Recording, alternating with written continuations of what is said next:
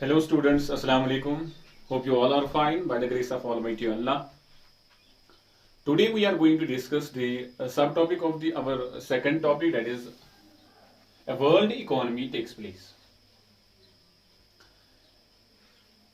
पिछले video lecture में हमने डिस्कस किया था introduction of the 19th century, that is 1815 to 1914, and this is our first subtopic of this second topic, that is a world economy takes place.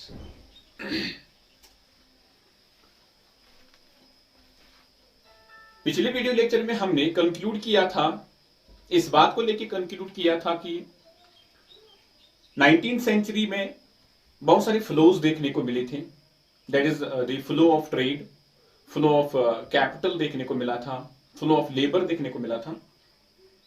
तो इन तीनों flows को मिला के वर्ल्ड इकोनॉमी टेक प्लेस होती है, world economy वजूद में आती है।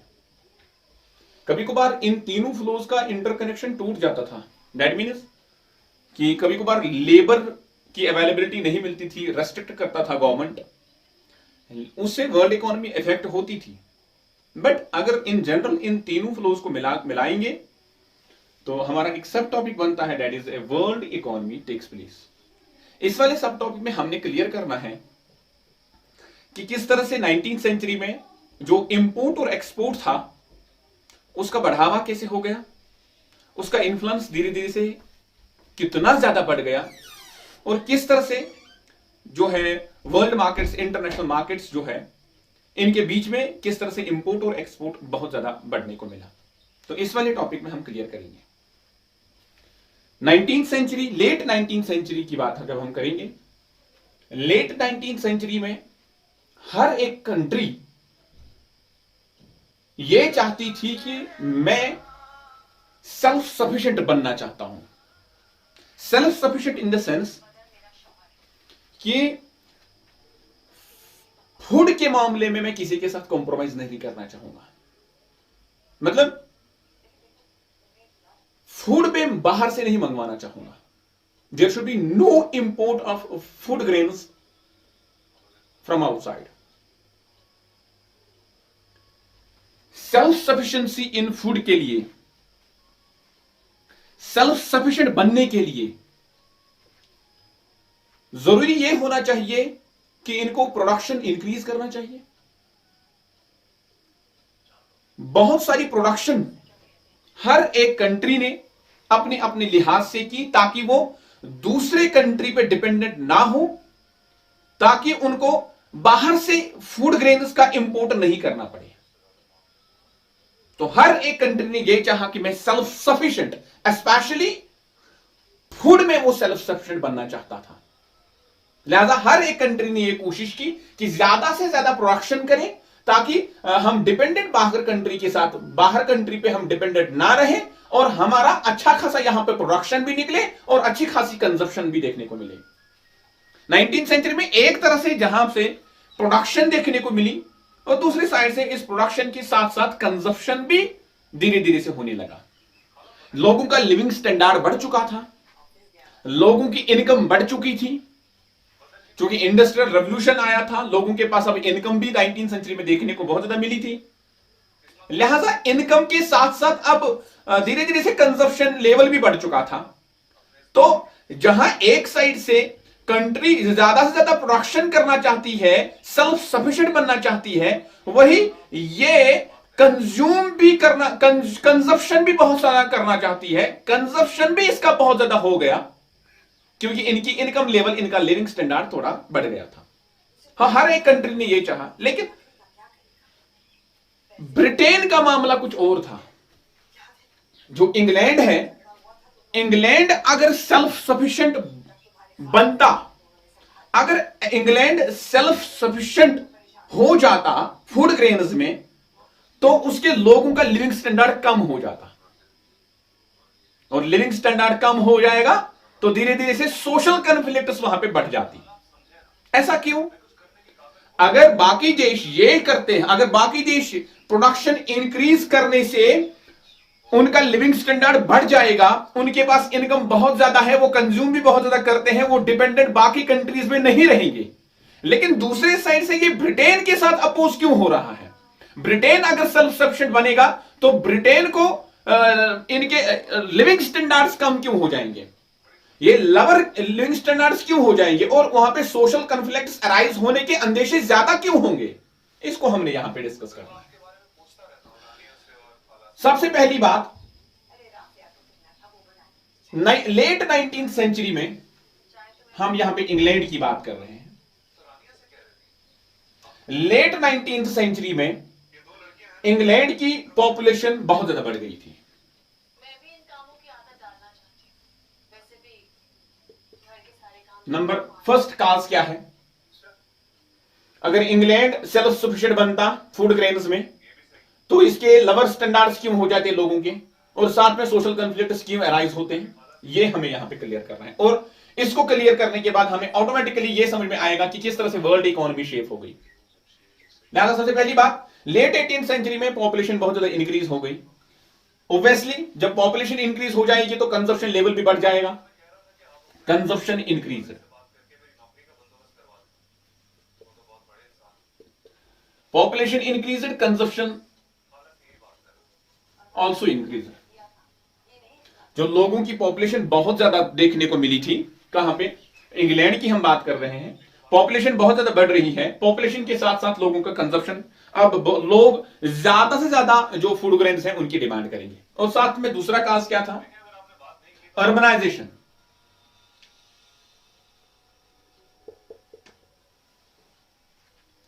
अर्बनाइजेशन बढ़ गई थी। अर्बनाइजेशन इन ज्यादा से ज्यादा शहर वजूद में आ गए थे, तो शहर के लोगों ने भी धीरे धीरे से कंजप्शन इंक्रीज हो गया, शहर के अर्बनाइजेशन से भी कंजप्शन लेवल धीरे धीरे इंक्रीज हो गई। तीसरा, इंडस्ट्रियलाइजेशन। इंडस्ट्रियलाइजेशन इंडस्ट्रियलाइजेशन की शुरुआत इंग्लैंड ने की, लेट 18th सेंचुरी में ही इसकी शुरुआत हो गई, लेट 18th सेंचुरी में इसकी शुरुआत हो गई, अर्ली 19th सेंचुरी में तो इसका अच्छा खासा खुलासा सामने लोगों के सामने आ गया था, दुनिया के सामने आ गया था। लिहाजा इंडस्ट्रियलाइजेशन का उरूज तभी देखने को मिलेगा, इंडस्ट्रियलाइजेशन तभी बढ़ जाएगी, इंडस्ट्रियलाइजेशन के साथ, इंडस्ट्रियलाइजेशन में जो प्रोडक्ट्स हम बना रहे हैं उनका बेसिक रूट हमें मिलता है एग्रीकल्चरल प्रोडक्ट से, प्राइमरी सेक्टर से।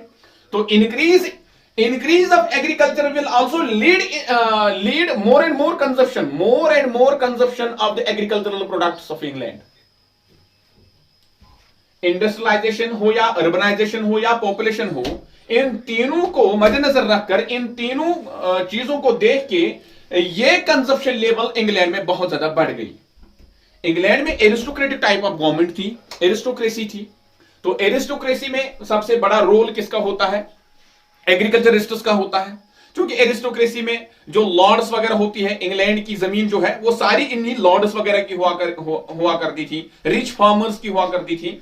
लिहाजा पीजेंटों का खाली काम करना होता था वहां पे, पीजेंटों का जमीन का कोई हिस्सा, जमीन पे ज्यादा उनका कोई जो हिस्सा नहीं हुआ करता था, जमीन के वो ओनर्स वगैरह नहीं हुआ करते थे, ये सारे लाट साहबों की जमीन हुआ क्या करती थी। लिहाजा ये एरिस्टोक्रेसी को मद्देनजर रखकर जो उस टाइम में लैंडेड ग्रुप्स हुआ करते थे, तो लैंडेड ग्रुप्स ने गवर्नमेंट को प्रेशराइज किया कि आप यहां पे इंपोर्ट ऑफ कॉर्न जो है उस पे बैन लगाओ। गवर्नमेंट को लैंडेड ग्रुप्स के जरिए से प्रेशराइज किया गया कि there should be completely ban on import of corn in England, और गवर्नमेंट ने इस पे बैन लगा दी। एक लॉ पास किया गया, उस लॉ का नाम था कॉर्न लॉ। कॉर्न लॉ उसका नाम था। What was this corn law? It was totally ban on the import of corn in England. England में इंपोर्ट बिल्कुल भी नहीं होगा कॉर्न का, ताकि ये जो है प्राइसेस की डिमांड जो है बढ़ जाएगी, क्योंकि ऑब्वियसली पॉपुलेशन से कंजप्शन ज्यादा हो गई, अर्बनाइजेशन से कंजप्शन ज्यादा हो गई, इंडस्ट्रियलाइजेशन से कंजप्शन ज्यादा हो गई, तो प्राइसेस जो है क्रॉप्स के, फूड ग्रेन्स के, वो बहुत ज्यादा टच किए गए थे। इन्फ्लेशन बहुत ज्यादा बढ़ गई थी, दाम फूड क्रॉप्स का जो ये खा रहे थे उनका बहुत ज्यादा बढ़ गया था। लिहाजा ये दाम, ये इन्फ्लेशन बना रहे, लैंडेड ग्रुप उसने गवर्नमेंट को प्रेशराइज किया कि आप कॉर्न लॉ को पास करो, import of ban on import of corn, ये कर दिया गया। लेकिन दूसरे साइड से जब ये एग्रीकल्चरल प्रोडक्शन बढ़ गई, जब ये एग्रीकल्चरल कंजप्शन बढ़ गया, जब प्राइसेस बहुत ज्यादा बढ़ने को मिले, बहुत ज्यादा देखने को मिले, और अब गरीब आवाम की ये बहुत ज्यादा डिफिकल्टी बनती थी, गरीब आवाम के लिए बहुत ज्यादा मुश्किल प्रोसेस बन गया था कि वो कंज्यूम करे, वो फूड ग्रेन्स को ये वहां पे खरीद सकेंगे। इतना ज्यादा ये टच किया गया, इतना ज्यादा टच हो गया था ये। लिहाजा जो उस टाइम के इंडस्ट्रियलिस्ट थे, जो अर्बन डेवलपर्स जो लोग थे, जो शहर में लोग रहा करते थे, और जो बड़े बड़े इंडस्ट्रियलिस्ट थे जिनकी इंडस्ट्रीज, जिनकी फैक्ट्रीज चलती थी किस पे, एग्रीकल्चरल प्रोडक्ट्स पे, और अर्बनाइजेशन जो ज्यादा से ज्यादा कंज्यूम कर रहे थे, इन लोगों ने कुछ अरसे के बाद इन लोगों ने गवर्नमेंट को प्रेशराइज वापस किया ताकि आप क्या कर सकोगे, आप इस कॉर्न लॉ को एबॉलिश करोगे। और वक्त ऐसा आया कि गवर्नमेंट ने एबॉलिशन ऑफ कॉर्न लॉ किया, उन्होंने कॉर्न लॉ को खत्म किया। कॉर्न लॉ को खत्म करने के बाद इसके बहुत सारे नुकसान इंग्लैंड की इकोनॉमी पे देखने को मिले, बहुत सारी इफेक्ट्स, और इन इफेक्ट्स को एक एक करके से हम विस्तार से पढ़ेंगे। नंबर 1, जो फूड ग्रेन्स का प्राइसेस रेज हो गया था, जो इन्फ्लेशन देखने को मिली थी, जो दाम बहुत ज्यादा बढ़ गए थे, अब ये क्या हो गया, कॉर्न लॉ को एबॉलिश करने के बाद प्राइसेस फेल डाउन।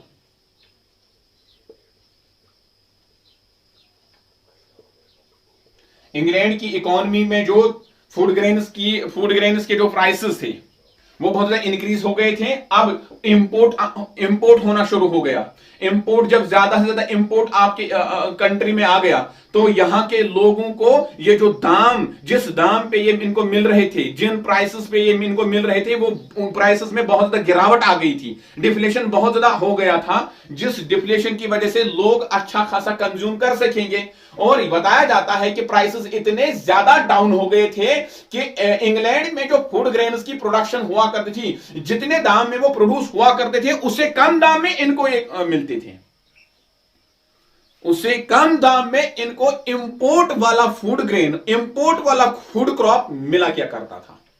तो नतीजा क्या निकलेगा इसका इंग्लैंड पे बुरा असर और ज्यादा पड़ जाएगा। क्या, बहुत सारी जो जमीन थी, बहुत सारे large tracts of land was left uncultivated in England, vast areas of land was left uncultivated.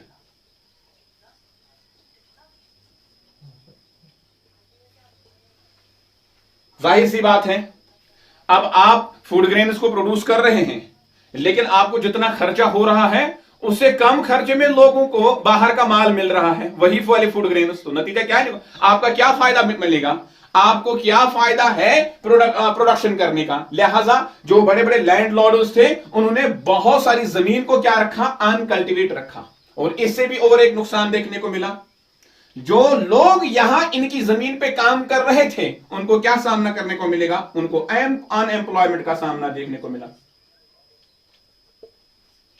उनको अनएम्प्लॉयमेंट मिलेगी, लोगों को बेरोजगारी मिली, लोगों को बेरोजगारी हो गई। जो वो जमीनों पे काम कर रहे थे, बड़े बड़े लैंड लॉर्डों की जमीन पे काम कर रहे थे, अब उनको अनकल्टिवेट रखा गया, वहां पे काम नहीं हो रहा है। प्रोडक्शन इंग्लैंड के लोगों ने नहीं की, क्योंकि बाहर का माल सस्ता आ रहा है। लिहाजा यहां पे जो लोग काम कर रहे हैं उनको काम ही नहीं मिलेगा, उनको उन जमीनों से, उस वाले काम से निकाल दिया गया, और उन लोगों को अनएम्प्लॉयमेंट का सामना देखने को मिला, अनएम्प्लॉयमेंट का सामना। तो लिहाजा इससे और एक बुरा असर पड़ गया इंग्लैंड की इकोनॉमी को। जो ही लोगों को काम नहीं मिला, तो उन लोगों ने क्या किया, उन लोगों ने इन सर्च ऑफ जॉब से उन लोगों ने एक इलाके को छोड़ा और उस इलाके में जाने लगा जहां पे उन लोगों को एम्प्लॉयमेंट मिल सकेगी। लिहाजा माइग्रेशन टुक प्लेस, माइग्रेशन हो गई। लोगों ने जॉबों की तलाश में, नौकरी की तलाश में, एम्प्लॉयमेंट की तलाश में, इन लोगों ने अपनी लोकेशन को छोड़ा और उस इलाके में जाने लगे जहां पे उन लोगों को एम्प्लॉयमेंट मिल सकेगी। लिहाजा माइग्रेशन ऑल्सो टुक प्लेस। लेकिन याद रखना, इंडस्ट्रियलाइजेशन यहां पे बहुत ज्यादा बढ़ गई थी, इंडस्ट्रियलाइजेशन बढ़ गई थी, और इस इंडस्ट्रियलाइजेशन की जरिए से यहां पे कंजप्शन भी बहुत ज्यादा बढ़ गया था। कंजप्शन इंक्रीज, ये कंजप्शन इंक्रीज कैसे हो गया, क्योंकि इंग्लैंड से इंडस्ट्रियल रेवोल्यूशन की शुरुआत हो गई। इंडस्ट्रियल रेवोल्यूशन की शुरुआत होने के बाद यहां पे लोगों के पास बहुत सारी इनकम आ गई। तो आपके पास जब इनकम आ जाएगी तो जाहिर सी बात है आप कंज्यूम भी ज्यादा से ज्यादा करोगे। और एक तो आपको एक साइड से आपको तो इंपोर्ट्स जो यहां पे आ रहे हैं, जो फूड ग्रेन्स आपको मिल रहे हैं बड़े बड़े सस्ते दाम में आपको मिल रहे हैं। एक तो आपको क्रॉप सस्ते में मिल रहा है, दूसरा आपके पास इनकम है। तो आप क्या करेंगे, आप कंजप्शन भी ज्यादा इंक्रीज करेंगे और आप कंज्यूम भी ज्यादा करेंगे। कंजप्शन इतना ज्यादा बढ़ गया जो इंटरनेशनल मार्केट्स थे, इंटरनेशनल मार्केट्स ने अब इंग्लैंड के लोगों की डिमांड फुलफिल करने के लिए उन्हें वहां अपने इलाके में फॉरेस्ट को काटना शुरू कर दिया, डिफॉरेस्टेशन करनी शुरू कर दी, ताकि वो वहां पे कल्टीवेशन कर सकेंगे और इंग्लैंड के लोगों की डिमांड फुलफिल कर सकेंगे। लिहाजा इंटरनेशनल लेवल पे, वर्ल्ड में, खासकर ईस्टर्न यूरोप की हम बात करेंगे, ईस्टर्न यूरोप की बात करेंगे, हम अमेरिका की बात करेंगे, ऑस्ट्रेलिया की बात करेंगे और साथ में रशिया की जब हम बात करते हैं तो आपके टेक्स्ट में इन वाले 4 कंट्रीज का नाम दिया गया है। यह बताया गया है कि ईस्टर्न यूरोप ने जब ब्रिटेन की डिमांड देखी कि यहां पे ये लोग बहुत ज्यादा डिमांड कर रहे हैं, कंज्यूम बहुत ज्यादा कर रहे हैं, क्यों ना मैं अपने बहुत सारे एरिया को साफ करके वहां पे कल्टीवेशन करूं, डिफॉरेस्ट करके कल्टीवेशन करूं। Same is the case of the Australia, same America and also Russia. ये 4 ममालिकों ने, एग्जाम्पल के हिसाब से इन 4 ममालिकों ने वास्ट ट्रैक्ट्स ऑफ लैंड को साफ करके वहां पे ज्यादा से ज्यादा कल्टीवेशन करी, ताकि इंग्लैंड का जो कंजप्शन लेवल है उसको फुलफिल कर सकेंगे। इंग्लैंड की कंजप्शन फुलफिल, इंग्लैंड का जो ये इंग्लैंड की डिमांड जो है इसको फुलफिल करते गए और दुनिया जो बाहरी मार्केट था, जो इंटरनेशनल मार्केट था, इंटरनेशनल मार्केट में यहां का, वहां से लेके यहां पे जो माल ले आया क्या करते थे, हाल यहां तक पहुंच गया था कि वहां के लोगों ने अपनी बहुत सारी जमीन को साफ करके इन वाले ब्रिटेन के लोगों की क्या की, ये जो है डिमांड फुलफिल की। अब खाली कंजप्शन के लिए ये लार्ज ट्रैक्ट्स ऑफ लैंड जो है वो डिफॉरेस्ट नहीं कर दिया गया, खाली कंजप्शन के लिए नहीं, ये डिमांड को फुलफिल करने के लिए वहां यूरोपियन मार्केट्स में ये माल पहुंचाने के लिए, ईस्टर्न यूरोप हो या ऑस्ट्रेलिया हो या अमेरिका हो या रशिया हो, वहां का माल यहां तक पहुंचाने के लिए इनको तो रेलवेज की जरूरत थी। तो रेलवे जहां जहां से गुजरा किया करता था, कभी कभार फॉरेस्ट से गुजरा किया करता था, कभी कभार बड़े बड़े जंगलात से गुजरना पड़ता था इन लोगों को। इस ट्रेड में इन लोगों ने रेलवेज एक्सपेंशन, रेलवेज की नीड समझी और रेलवेज को इंट्रोड्यूस करने के लिए इन लोगों को रेलवेज को इंट्रोड्यूस करने के लिए इन लोगों को बहुत सारी जमीन जो है वो साफ करना पड़ा। इसके रास्ते में, रेलवेज के रास्ते में बड़े बड़े जंगलात आते थे, जंगलात को डिफॉरेस्ट कर दिया गया, बहुत सारे मकान इसमें आ गए थे, उन मकानों को डिस्ट्रॉय कर दिया गया ताकि एग्रीकल्चरल प्रोडक्ट्स को ब्रिटेन के मार्केट्स तक पहुंचा सके। और ये कहां, किसके जरिए से पहुंचा, रेलवेज के जरिए से पहुंचाते थे और साथ साथ में पोर्ट्स का वजूद आ गया।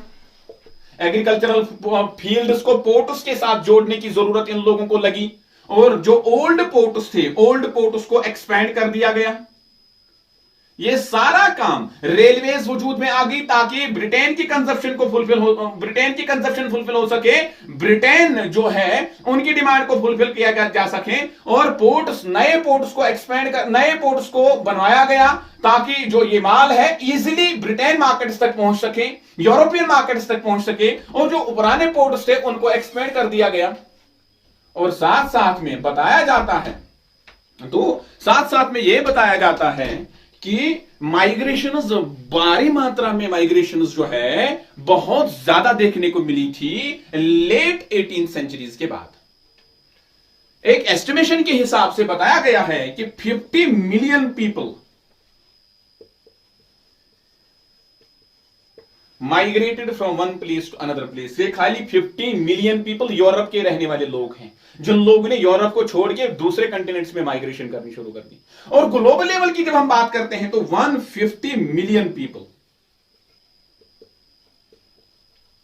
Migrated from one place to another place in search of jobs. तो ये इफेक्ट था कॉर्न लॉ को एबॉलिश करने के बाद ब्रिटेन की इकोनॉमी पे कैसा असर पड़ गया, और असर इतना ज्यादा पड़ गया कि इसे एक तरीके से ब्रिटेन की इकोनॉमी में नुकसान अगर देखने को मिला, लेकिन दूसरे साइड में world economy take place, import और huge import and export take place. I hope you understand this topic very well. Wish you all the best.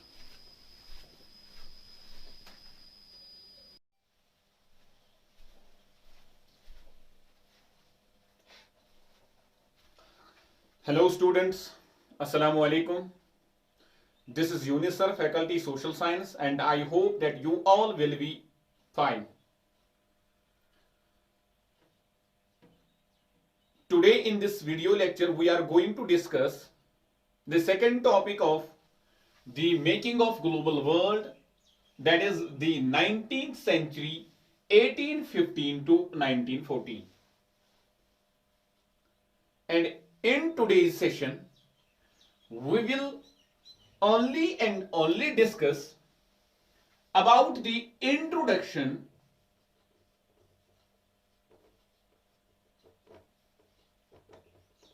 of this topic. आज के इस वीडियो सेशन में हम बात करेंगे 19th सेंचुरी की. 19th century में हिस्टोरियंस ने ग्लोबलाइजेशन को कैसे देखा था.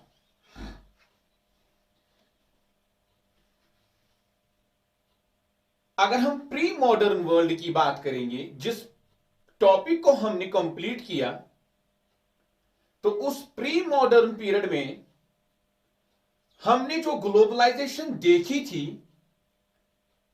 कि एक कंट्री, एक एरिया, एक लोकेशन दूसरे लोकेशन के साथ इंटरकनेक्ट हो रही थी,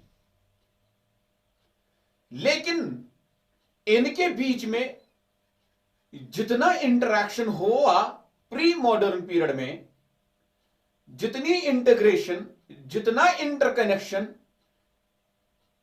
प्री मॉडर्न पीरियड में वर्ल्ड के लोगों को एक दूसरे के साथ देखने को मिला, 19th सेंचुरी में उसमें बहुत सारी चेंजेस देखने को मिली. अगर हम ट्रेड की बात करेंगे, जो ट्रेड प्री मॉडर्न पीरियड में हो रहा था, 19th सेंचुरी में ट्रेड के लिहाज से भी बहुत सारी चेंजेस हो गई थी. अगर हम लोगों का लिविंग स्टैंडर्ड देखते हैं, तो प्री मॉडर्न पीरियड में लोगों का lower standard as compared to the higher standard that was seen in 19th century. हर लिहाज में लोगों में चेंज आई थी, लोगों में बदलाव आया था. दूसरे अल्फाजों में अगर यह हम कहेंगे कि 19th सेंचुरी में अगर हम पॉलिटिकल सिस्टम की बात करेंगे, जो पॉलिटिकल सिस्टम हमें प्री मॉडर्न पीरियड में देखने को मिला था, 19th सेंचुरी में उसी सोसाइटी के पॉलिटिकल सिस्टम में बहुत सारी चेंज आई थी. दूसरे अल्फाजों में, दूसरे साइड से जो सोशल सिस्टम था प्री मॉडर्न पीरियड में, उस सोशल सिस्टम में भी बहुत सारी चेंजेस 19th सेंचुरी में देखने को मिली थी. मतलब प्री मॉडर्न पीरियड में जो लोगों का लिविंग स्टैंडर्ड था, जो लोगों का रहन सहन था, जो लोग जिस तरीके से खा रहे थे, अपनी जिंदगी का बसर कर रहे थे, 19th सेंचुरी में हिस्टोरियंस ने उसमें बहुत सारी चेंजेस देखने को मिली थी. समाजी लिहाज से एक सोसाइटी में बहुत सारी चेंजेस आ गई थी। इकोनॉमिक लिहाज से जो economic system pre modern period में बिफोर 15th सेंचुरी में देखने को मिला था, आफ्टर 15th सेंचुरी में लोगों के वर्ल्ड का जो इकोनॉमिक सिस्टम था उसमें भी बहुत सारी चेंज आ गई थी। यानी कि लोगों के पास जितनी इनकम जनरेट हो रही थी before 15th century, after 15th century में लोगों के पास as compared to pre modern period लोगों के पास पैसा भी अच्छा खासा आ रहा था। क्यों? क्योंकि एम्प्लॉयमेंट की अपॉर्चुनिटीज बढ़ गई थी और एम्प्लॉयमेंट अपॉर्चुनिटी के बढ़ने के साथ साथ लोगों का इनकम जनरेट भी धीरे धीरे हो रहा था। तो लिहाजा अगर हम इन जनरल अगर हम बात करते हैं, इन तीनों सिस्टमों को मिला के अगर हम बात करेंगे तो हम इन तीन चीजों को मिला के ये एक बात बता सकते हैं कि 19th सेंचुरी में पॉलिटिकली भी, सोशली भी, इकोनॉमिकली भी एक सोसाइटी चेंज हो गई थी। यानी कि जो ये सिस्टम बिफोर 15th सेंचुरी में देखने को मिल रहे थे, आफ्टर 15th सेंचुरी में इन सारे सिस्टमों को एक सोसाइटी के साथ जोड़ के एक सोसाइटी में बहुत सारी चेंजेस देखने को मिली थी। इसके अलावा भी 19th सेंचुरी का इंट्रोडक्शन में हिस्टोरियंस ने यह बात भी क्लियर की थी कि टेक्नोलॉजी का एक बहुत बड़ा इन्फ्लुएंस 19th सेंचुरी में देखने को मिला था। यानी कि टेक्नोलॉजी बिफोर 15th सेंचुरी हमें देखने को नहीं मिल रही थी। टेक्नोलॉजी का उतना बड़ा रोल बिफोर 15th सेंचुरी में देखने को नहीं मिल रहा था। लेकिन इंडस्ट्रियल रेवोल्यूशन जिसकी स्थापना, जिसकी बुनियाद 19th सेंचुरी में इंग्लैंड से जिसकी शुरुआत हो गई और इस इंडस्ट्रियल रेवोल्यूशन के आने के बाद धीरे धीरे से टेक्नोलॉजिकल फैक्टर्स ऐसे बहुत सारे रहे जिन टेक्नोलॉजिकल फैक्टर्स का 19th सेंचुरी में बहुत सारा रोल देखने को मिला था। लिहाजा 19th सेंचुरी की जब हम बात करते हैं तो सोसाइटी में बहुत सारी चेंजेस देखने को मिली थी। सोसाइटी में बहुत सारा बदलाव आया था। सोसाइटी में जितना कनेक्शन, जितना इंटरकनेक्शन 15th सेंचुरी से पहले देखने को मिला था, अब यह इंटरकनेक्शन बहुत ज्यादा बढ़ चुका था 19th सेंचुरी में हिस्टोरियंस के हिसाब से। और इसके अलावा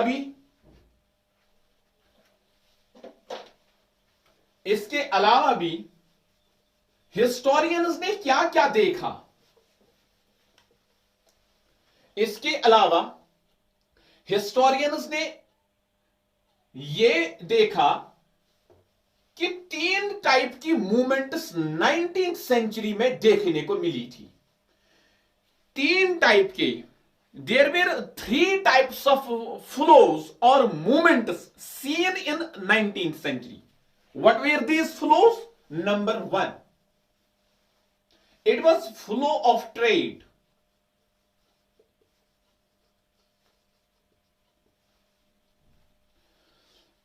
फ्लो ऑफ ट्रेड का मतलब क्या है? फ्लो ऑफ ट्रेड का मतलब trade of goods, trade of goods from one place to another place. 19th century में जो गुड्स का फ्लो था, जो प्रोडक्शन और जो कंजप्शन थी, वो बहुत सारी बढ़ गई थी। और प्रोडक्शन 19th सेंचुरी में जब ज्यादा देखने को मिला, तो ये प्रोडक्शन, ये गुड्स एक जगह से लेके दूसरी जगह बहुत सारा देखने को मिला था। इसका कारोबार 19th सेंचुरी में बहुत ज्यादा देखने को मिला था। अब गुड्स का ट्रेड छोटे से एरिया में रेस्ट्रिक्ट बिल्कुल भी नहीं था। अब ये जो प्रोडक्शन, अब ये जो प्रोड्यूस हो रहा था, अब ये बाहरी मार्केट्स में, वर्ल्ड मार्केट्स में हर एक गुड की पहुंच थी। यानी कि ये जो गुड्स 19th सेंचुरी में हमने इसका फ्लो देखा, बहुत ज्यादा बढ़ चुका था कि अब हर एक देश में, हर एक मार्केट में, जहां जिस कंट्री में जो जो गुड्स मिल रहे थे, हर एक मार्केट में उसकी अवेलेबिलिटी हमें देखने को मिली थी। Let me take an example here. बहुत सारे सी रूटों को डिस्कवर करने के बाद जब यूरोप लिंक हो गया इंडिया के साथ, एशिया के साथ, जो एशिया में माल निकल रहा था, जो एशिया में प्रोड्यूस हो रहा था, वो वाली प्रोडक्शन यूरोपियन मार्केट्स में चले गए via this sea routes that were discovered in before 15th century. Silk route की हमने पिछले चैप्टर्स में बात की थी। सिल्क रूट के डिस्कवर होने के बाद जो इंडियन स्पाइसेस थे, जो इंडियन कॉटन था या टेक्सटाइल्स थी, जो यहां पे जो प्रोडक्शन निकल रही थी, उस प्रोडक्शन की पहुंच यूरोपियन मार्केट्स में और वर्ल्ड मार्केट्स में चली गई थी। उसका फ्लो इन सी रूटों को डिस्कवर करने के बाद बहुत ज्यादा देखने को मिला था। दूसरा, movement of labour.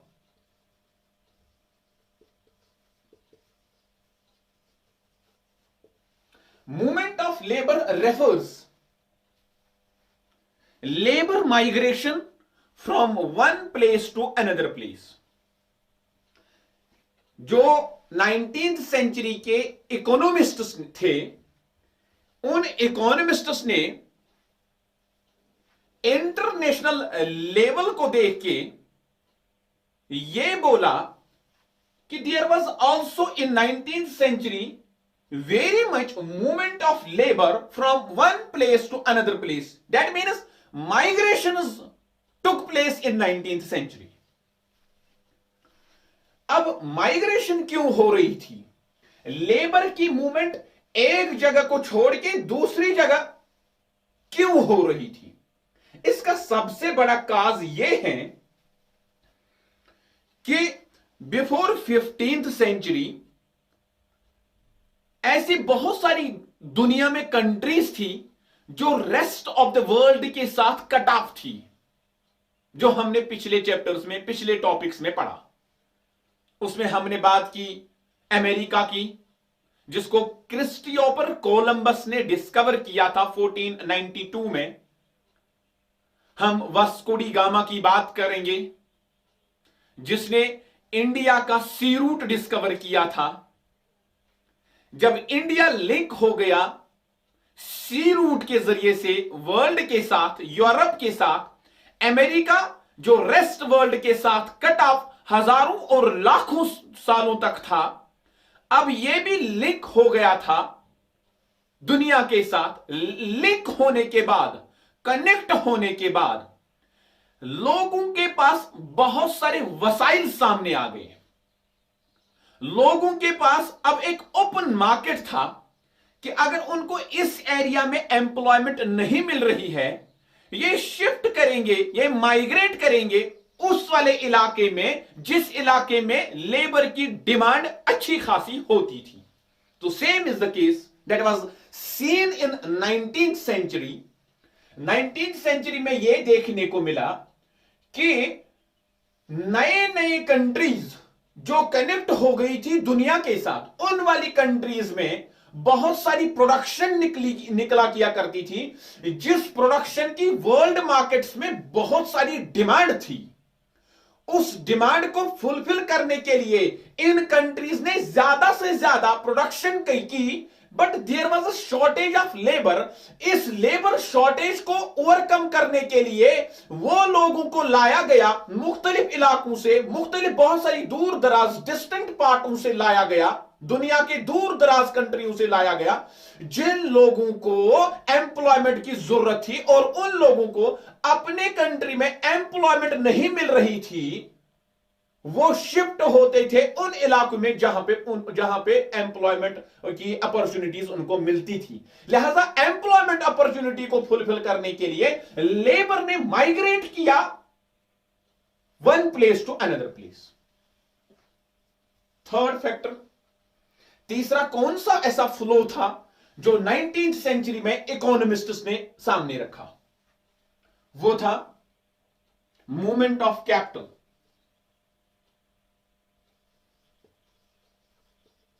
Movement of capital यानी कि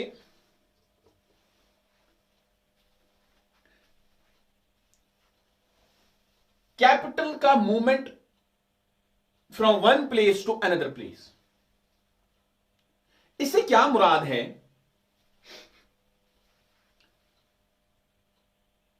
15th सेंचुरी 19th सेंचुरी में अब हमने ये तय पाया, अब हमें ये क्लियर हो गया कि 19th सेंचुरी में एक कंट्री दूसरे कंट्री के साथ लिंक तो हो रही थी, लेकिन जिस कंट्री के साथ लिंक हो रहा था उस कंट्री में एक कंट्री के लोगों ने दूसरे कंट्री में जब यह देखा कि वहां पे मेरी इंडस्ट्री अच्छी खासी दौड़ेगी, चलेगी, क्यों ना मैं वहां पे इन्वेस्टमेंट करूं, क्यों ना मैं वहां पे प्रोडक्शन करूं, क्यों ना मैं वहां पे ऐसी कोई इंडस्ट्री डालूं जिस इंडस्ट्री के जरिए से मुझे वहां पे प्रोडक्ट्स बनेंगे और उन प्रोडक्ट्स को फिर बाद में वहां अपने एरिया में भी उस डिमांड को वहां पे फुलफिल करने की कोशिश करूंगा और बाहरी वर्ल्ड मार्केट्स में उन प्रोडक्ट्स को पहुंचाने की कोशिश करेंगे। लिहाजा अपने प्रॉफिट के लिए there was a very much large movement of capital from one place to another place. यानी कि एक एरिया के लोगों ने, एक एरिया के फर्द ने दूसरे इलाके में वर्ल्ड के मुख्तलिफ जगहों पे इंडस्ट्रीज डाली, इन्वेस्टमेंट की। कभी कभार इन्वेस्टमेंट शॉर्ट टर्म इन्वेस्टमेंट होती थी, कभी लॉन्ग टर्म इन्वेस्टमेंट के लिए हुआ करता था। लिहाजा मकसद ऐसा एक ही था कि मैं कोई इन्वेस्टमेंट करूं किसी चीज में, किसी चीज में मैं पैसा डालूं और उस पैसे से मैं फिर वहां पे कोई प्रोडक्ट बनाऊं, उस प्रोडक्ट को मैं फिर बाद में वर्ल्ड मार्केट्स में ले जाऊं और मेरा अच्छा खासा मुनाफा हो जाए। 19th सेंचुरी में कैपिटल की भी मूवमेंट देखने को मिली।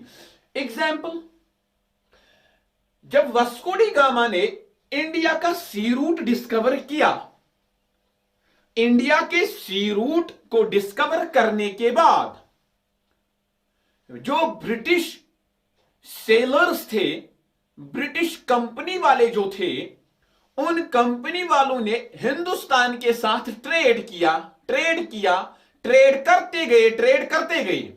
एक वक्त ऐसा भी आया 19th सेंचुरी में, इसका अच्छा खासा खुलासा हमारे सामने था कि एक वक्त ऐसा भी आया कि ब्रिटिश ने बहुत सारी इंडस्ट्रीज हिंदुस्तान की जमीन पे, हिंदुस्तान की धरती पे एस्टैब्लिश किए थे, इंडियन मार्केट में एस्टैब्लिश किए थे।